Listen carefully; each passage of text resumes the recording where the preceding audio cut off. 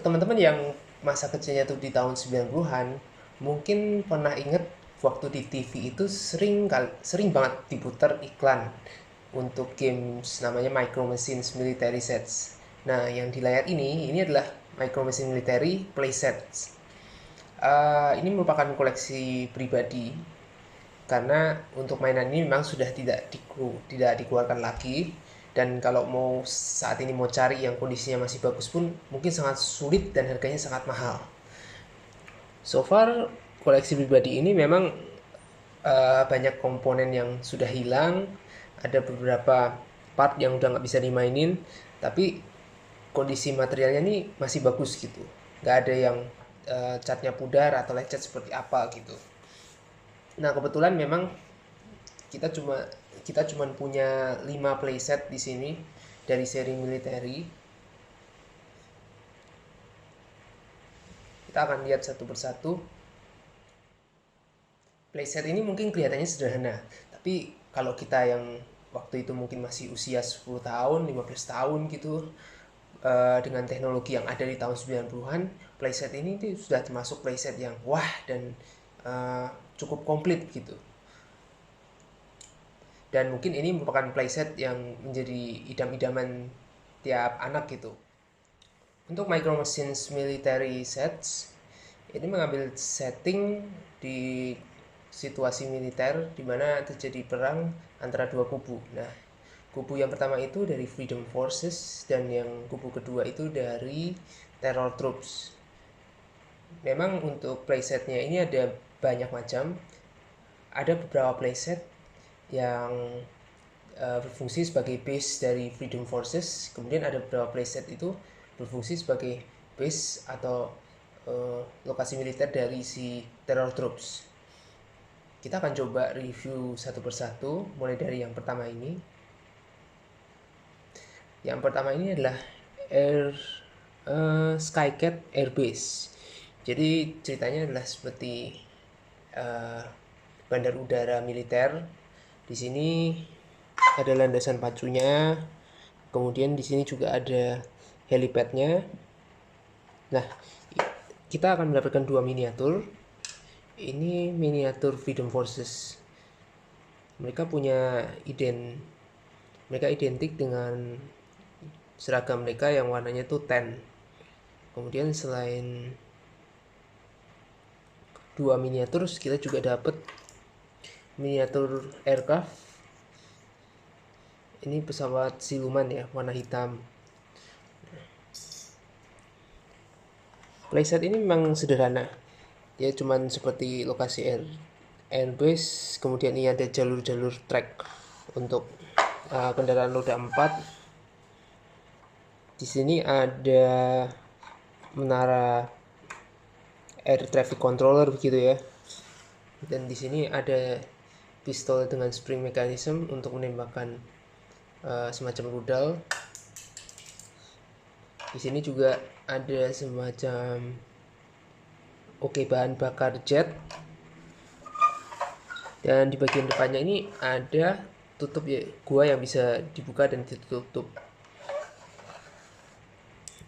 Nah, di dasar bis ini dia ada mekanisme yang terhubung dengan tiga tombol ini. Jadi dia bisa digunakan untuk memicu. Ini sebelah kanan ini untuk yang jet fuelnya, dan ini bagian tengah ini kalau misalnya kita pesawatnya ditaruh di sini, dia akan terpicu seperti ini.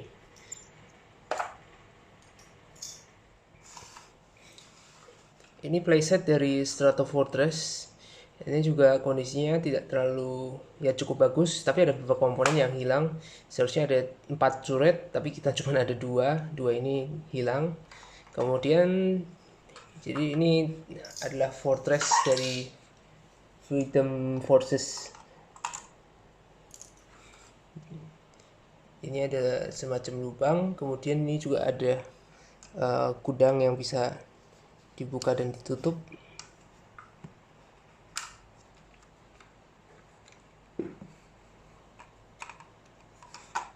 Nah, di sini juga ada semacam laser turret ya.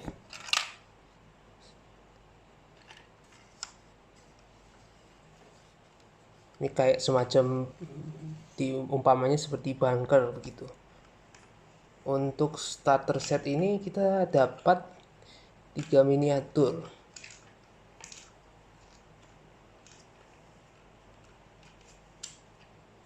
Ini kondisi miniaturnya sudah patah. Seharusnya ada 1 miniatur lagi, jadi seharusnya ada 3. Satu lagi itu yang dia posisinya tiarap. Dan ini juga kita mendapatkan 1 aircraft helikopter.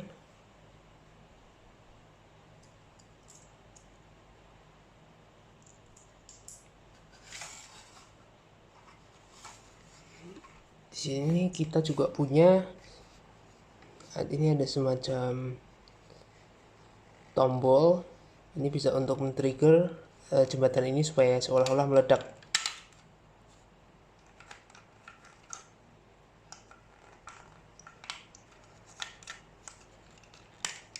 Ini juga ada helipad. Nah, ini juga ada semacam peluncur roket ya, pakai spring mechanism juga. Tapi ini sudah rusak, jadi nggak bisa dioperasikan lagi. Berikutnya, ini adalah Hornet Hill. Ini umpamanya seperti bukit gitu ya. Ini merupakan base utama dari Terror Troops. Ini playset ini didominasi oleh jalur-jalur track roda 4. Kemudian di sini memang ada signaturenya adalah ada bukit dan ada semacam tangki liquid begitu ya. Nah, di belakangnya ini ada kayak semacam command center, pusat komputer untuk koordinasi. Nah, ini ada remnya juga yang bisa dinaik turunkan. Ini ada semacam tangki nuklir. Jadi ini cocok sekali kalau misalnya untuk tank-tank ataupun roda 4 gitu. Kalau kita punya banyak miniaturnya tank atau roda 4, untuk playset ini lebih cocok karena banyak menggunakan jalur-jalur track seperti itu. Kemudian di sini harusnya ada semacam turret, tapi ini udah nggak ada. Di sini ada helipad.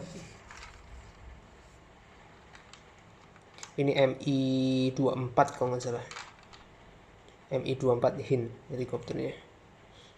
Nah, selain helikopter ini juga kita dapat 2 miniatur Terror Troops.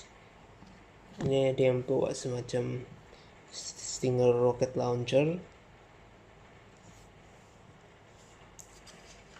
Kemudian ini juga ada peluncur roket dengan spring mechanism, tapi ini amunisinya udah nggak ada roketnya. Ini ada tangki, bisa untuk liquid yang flammable, jadi mudah terbakar. Ini bisa diisi air begitu. Jadi kalau misalnya ada tangki lewat sini, dia akan disiram dengan menggunakan cairan ini gitu. Nah, berikutnya kita lanjut lagi. Base yang ini adalah Skull Canyon base. Jadi ini markas benteng dari si Terror Troops. Ini juga dapat miniaturnya 3 orang, cukup banyak. Ada 1 miniatur yang tiarap posisinya. Kemudian kita akan dapat 1 tank. Ini tank Abram Tanks ini, M1A1 Abram Tanks. Nah, untuk playset ini namanya adalah Skull Canyon Base karena memang dia punya signature landmarknya adalah bunker berbentuk tengkorak yang ada di belakang. Ini dia bisa diturunkan, kemudian ditutup dengan ini di sebelah sini, dan ini harusnya ada pistolnya juga, pile bunkernya. Untuk fortress ini ada rem di bagian depannya untuk keluar masuk kendaraan militer, bisa dibuka dan ditutup. Dan di sebelah kanan dan kirinya juga ada tutup yang bisa dinaik turunkan. Kemudian di sini ada beberapa tranches untuk pasukan-pasukan bersembunyi di sini dan di bagian belakang. Selain itu, markas ini juga dilengkapi dengan roket dan turret anti-air dan juga diumpamakan seperti radar gitu. Nah, untuk bunker school yang ada di belakang ini bisa diturunkan untuk mengunci. Kemudian dia bisa diledakkan dengan menekan tombol yang ada di sini nih.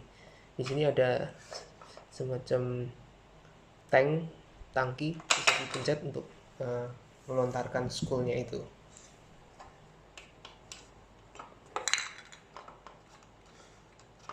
Nah, ini juga ada roket utama, tapi ini juga sudah agak rusak jadi nggak bisa dioperasikan lagi. Ini preset Thunder Crossing. Nah, ini settingnya mengambil dua kubu malah. Jadi ada kubu dari Freedom Forces di sebelah kiri dan kubu dari Terror Troops di sebelah kanan. Jadi ini tank milik si Terror Troops. Dan untuk soldiernya, kita punya soldier dari Freedom Forces. Ada dua yang kita dapat. Satu memegang alat komunikasi, satu lagi sedang melempar granat. Nah, untuk playset ini memang terdiri dari dua bukit yang ukurannya lebih kecil dibanding playset lainnya, dan di tengahnya itu ada jembatan yang gak stabil seperti ini. Jadi kalau di playset ini ada mekanisme untuk meledakkan jembatan dengan menekan tombol yang ada di sini. Nah, begitu.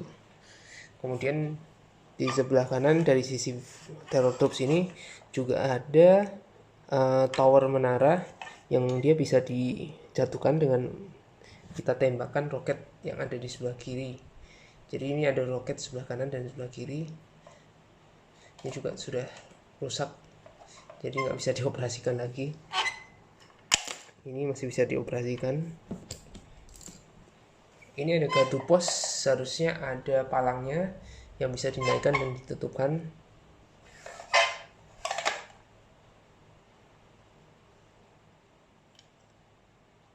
Ini juga ada semacam jalan setapak untuk naik pasukan dari bawah ke atas. Selain itu, ini juga di sebelah, untuk sisi sebelah kanan ada track untuk kendaraan tank maupun roda 4. Satu hal yang patut diacungi jempol dari playset Micro Machines militer ini adalah kualitas finishingnya. Kalau kita perhatikan dari tadi, kualitas finishingnya, semua materialnya itu sangat smooth. Hampir tidak pernah terlihat adanya parting line ataupun excess material. Dan kita kalau misalkan raba, semuanya tuh terasa sangat smooth. Bahkan lekukan-lekukan bagian yang tajam-tajam pun semua tidak terasa. Excess material, parting line-nya tuh hampir tidak terasa. Coba kita lihat misalnya ini. Di sini nih, jembatan ini seharusnya pinggirnya ada parting line, namun hampir tidak terasa sama sekali parting line itu. Ini memang patut diacungi jempol sekali, karena ini adalah game keluaran tahun 90-an. Bahkan kalau kita lihat mainan-mainan yang keluar di tahun 2020 setelah 2010 ke atas, itu semua finishnya sangat buruk sekali. Semua parting line tuh masih ada excess material banyak sekali yang mana merepotkan kita karena kadang kita harus membersihkan sendiri begitu. Jadi pertanyaan terakhir, apakah playset ini masih menarik untuk dibeli saat ini? Kalau menurut pendapat saya pribadi, playset ini sebetulnya punya konsep yang sangat sederhana sekali. Bahkan ukurannya kecil, dan kalau untuk orang dewasa, mungkin ini bukan playset yang cocok untuk dikoleksi. Karena tidak banyak yang bisa dimainkan, juga tidak banyak mekanismenya juga sangat sederhana, sehingga untuk playset seperti ini lebih cocok sebagai diorama saja, hanya untuk disusun dan diletakkan hanya sebagai pajangan begitu. Memang ini lebih cocok untuk anak-anak usia 10 tahun dan 15 tahun mungkin ya, yang mana mereka butuh game-game yang tidak terlalu rumit dan tidak rentan untuk mengalami rusak atau fragile seperti itu. playset ini memang kalau untuk orang dewasa, sekali lagi lebih cocok hanya sebagai koleksi diorama atau ya sebagai koleksi yang punya nilai historis, jadi collectible saja. Oke, sekian dulu video dari kami. Kita akan bahas produk-produk menarik lain, game-game menarik lainnya pada video-video selanjutnya. Thank you.